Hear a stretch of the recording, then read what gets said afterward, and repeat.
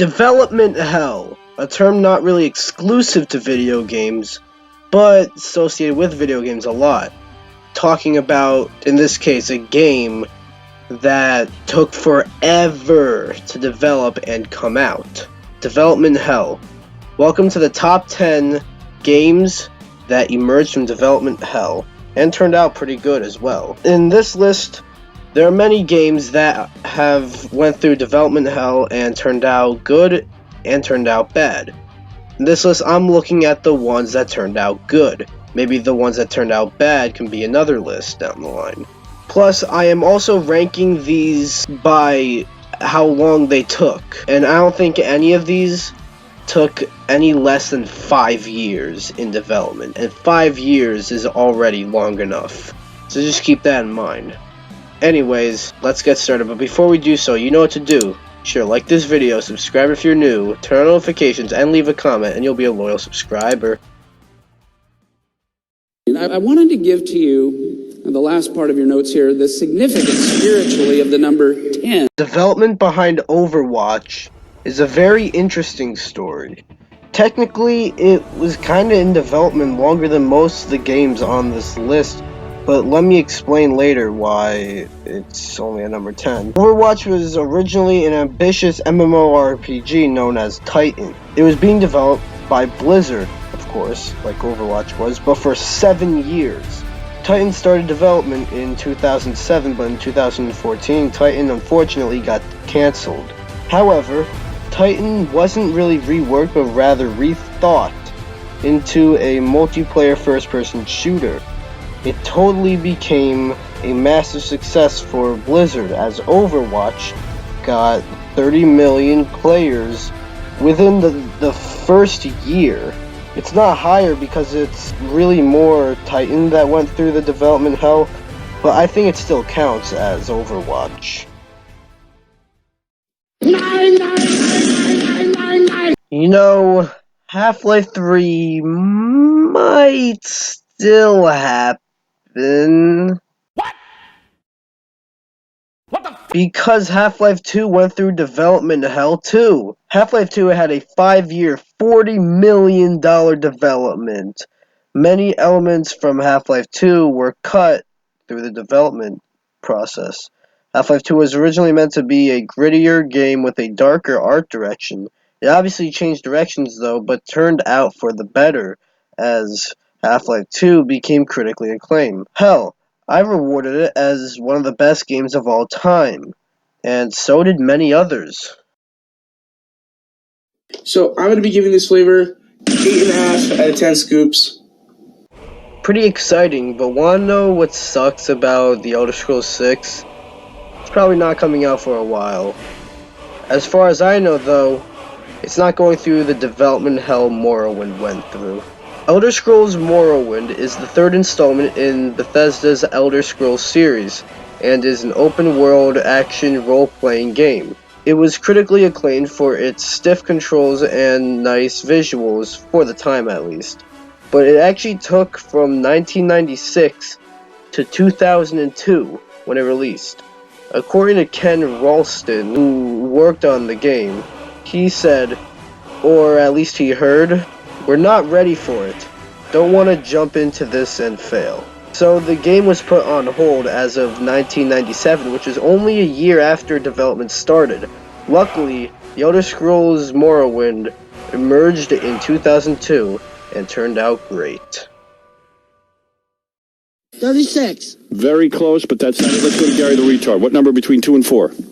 7. Shenmue 3 is coming out soon, but most younger gamers don't even know about the first two, which is a shame because they're stellar games. We're going to talk about the first one, as development started for the game in 1993, but the game didn't release till 1999. Shenmue was originally meant to be a conventional RPG set in the same universe as the Virtua Fighter games, and was supposed to be on the Sega Saturn rather than the Dreamcast. It did eventually turn into the groundbreaking 3D open-world adventure game we know it as today. It also loosely inspires Virtua Fighter with its fighting, but doesn't appear in the same universe. Luckily, either way, it came out to critical success. Okay, Mrs. Puff, what's my final score? 6.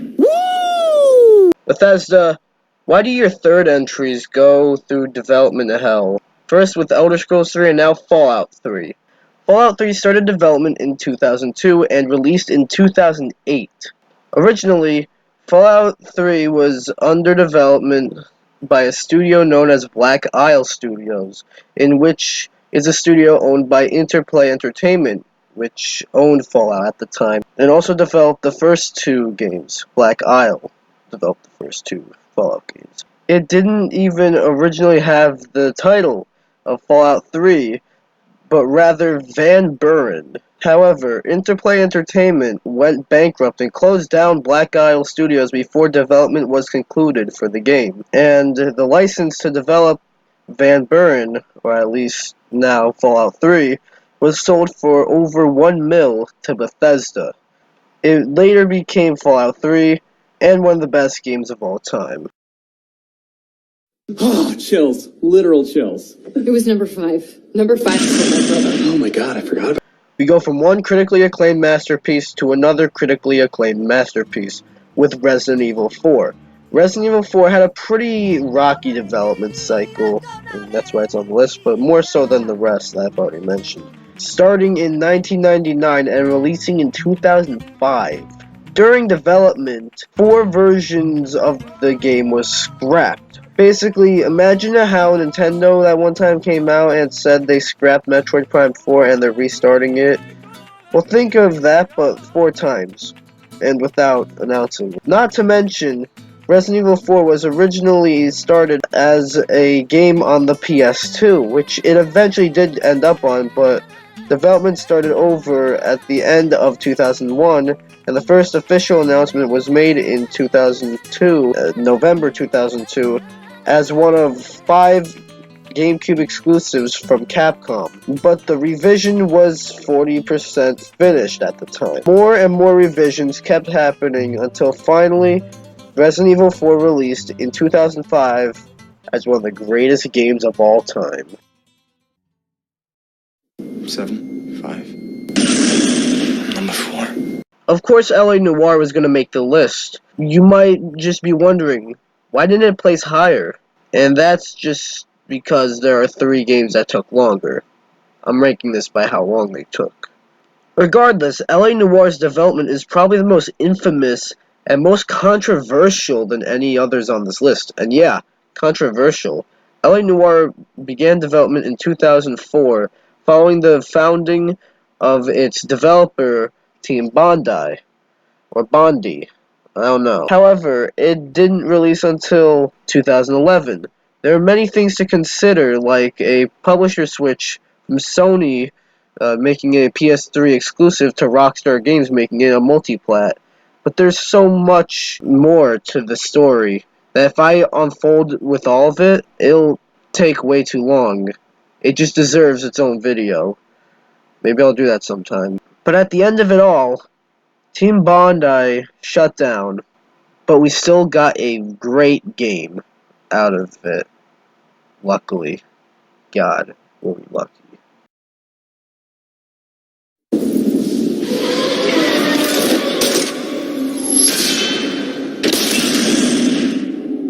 Many of these games that took forever are AAA games, or pretty big games. Well, how would you react if I said Owlboy, which is the game you see on screen right now, took from 2007 to 2016? 9 years! The reason for such a long development was because the development team, D-Pad Studio, worried about the expectation of fans, and so the game restarted several times. Keep in mind that development started in 2007, where sure we had games like Cave Story, but we didn't have the big hitters for indie games like Shovel Knight, Super Meat Boy, and a little game called Minecraft. So there kind of was a lot to be worried about. Not to mention, Simon Staffness Anderson, the director, was suffering from depression at the time. Regardless, Owlboy released with stellar reviews. What kind of pencil do we take again? Number 2. Take a number 2. Looks like you took a big number 2. Obviously, Half-Life 2 isn't the only Valve franchise that is refusing to get a third entry. It also wasn't the only one refusing to get a second entry either, because look at Team Fortress 2. From 1998 to 2007? Yes, Team Fortress 2 took about as long as Owlboy did. 9 goddamn years. Team Fortress 2 was originally developed as a freeware mod for Quake, but switched to the Gold Surf engine after the development team were first contracted and employed by Valve. Not to mention, Team Fortress 2 was originally called Valve's Team Fortress. Not to mention, they showed it off at E3 1999, and look at how different it looked. This was originally Team Fortress 2. Think about that. Either way, the game came out and was a massive success, even if it was free to play. Almost at number 1. But before we get there, let's look at some honorable mentions. By the way, the whole 5-year thing doesn't apply here.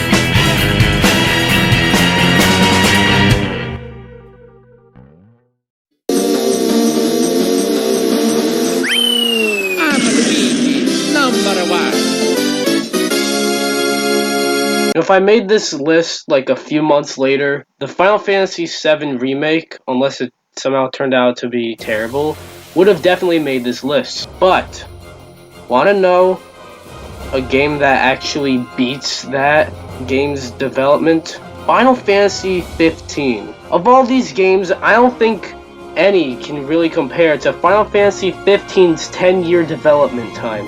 That's right, 10 years! Final Fantasy 15 originally started development in 2006 and had the Final Fantasy 13 name slapped on it, with the name Final Fantasy Versus 13. It was shifted though to the Xbox One and PS4 from the 360 and PS3 in 2012, and got renamed to Final Fantasy 15 then too. And even then, in 2012, it was only described as being 20 to 25% complete. Luckily, it finally emerged in 2016 and was rewarded one of the best games of that year, one of the best Final Fantasies, and is still getting played to this day. So yeah, that was my list though. What do you think? Do you agree with my list? I know I left out a few really big ones. Like, be sure to like this video, comment, subscribe, and I'll see you guys next time. Bye bye.